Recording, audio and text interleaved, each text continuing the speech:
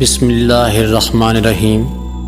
السلام علیکم دوستو، جن کا لغوی معنی ہے چھپی ہوئی مخلوق۔ اسلامی عقیدے کے مطابق ایسی نظر نہ آنے والی مخلوق جس کی تخلیق آگ سے ہوئی، جبکہ انسان اور ملائکہ مٹی اور نور سے بنائے گئے ہیں۔ جنوں کے متعلق خیال کیا جاتا ہے کہ وہ مختلف قسم کے روپ بدلنے کی صلاحیت رکھتے ہیں۔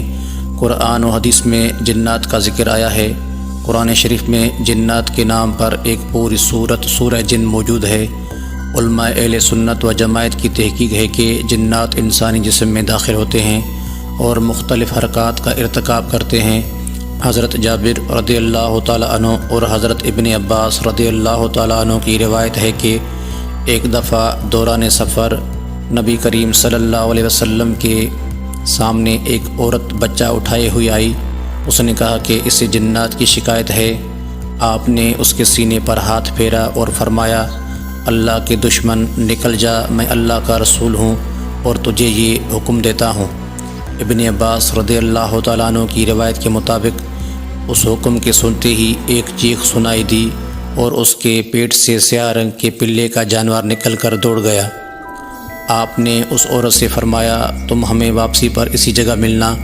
چنانچہ واپسی پر وہ آپ کو ملی اور بتایا کہ اب بچے کو مکمل آرام ہے اور دوبارہ اسے شکایت نہیں ہوئی اور اس نے ہدیہ بھی پیش کیا۔ علماء اہل سنت و جماعت کا اتفاق ہے کہ جنات انسان کے بدن میں داخل ہو جاتے ہیں۔ صحیح بخاری میں نبی کریم صلی اللہ علیہ وآلہ وسلم کا ارشاد گرامی ہے کہ جن انسان کے بدن میں خون کی مانند گردش کرتا ہے۔ امام احمد بن حنبل سے ان کے بیٹے عبداللہ نے کہا، کچھ لوگوں کا خیال ہے کہ جن مریض کے بدن میں داخل نہیں ہوتا، تو امام احمد بن حنبل رحمۃ اللہ علیہ نے فرمایا، بیٹا یہ لوگ غلط کہتے ہیں، وہ جن ہی ہوتا ہے جو مریض کی زبان پر بولتا ہے۔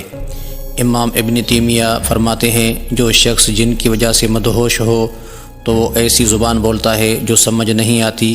ایسے مریض کو شدید ترین مار پیٹ کی جائے تو اسے محسوس تک نہیں ہوتا۔ مریض ایسی عجیب و غریب حرکات کرتا ہے کہ دیکھنے والے کو یقین ہو جاتا ہے کہ اس کی زبان سے بولنے والا اور یہ حرکات کرنے والا انسان نہیں بلکہ کوئی دوسری مخلوق ہے۔ امام ابن تیمیہ فرماتے ہیں کہ انسانوں کو جنات چمٹنے کے اسباب بہت سے ہیں۔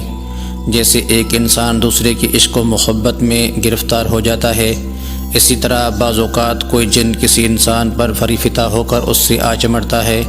اسی طرح اگر کوئی انسان جنات کو برا بھلا کہے، کسی جن کو قتل کر ڈالے، ان پر گندگی یا گرم پانی وغیرہ ڈال دے، ان کے ٹھکانے پر بول و بزار کر دے، اس قسم کے کام انسان نے جان بوجھ کر کیے ہوں یا لا علمی میں، جنات اس قسم کے باتوں کا بدلہ لینے کے لیے انسان کو آ چمٹتے ہیں۔ جنات میں چونکہ ظلم و جہالت زیادہ ہے، وہ کسی سے اس کے جرم کی نسبت زیادہ بدلہ لے سکتے ہیں۔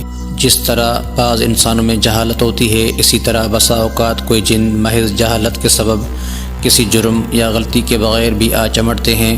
میرے خیال میں ان کے شر سے بچنے کا واحد ذریعہ اللہ تعالیٰ کا ذکر ہے۔ دوستو، آج ہم آپ کو ایسا وظیفہ بتانے جا رہے ہیں جس کو پڑھنے سے آپ ان شریر جنوں سے محفوظ رہ سکیں گے۔ تو دوستو، آپ اس وظیفے کو نوٹ کر لیجئے۔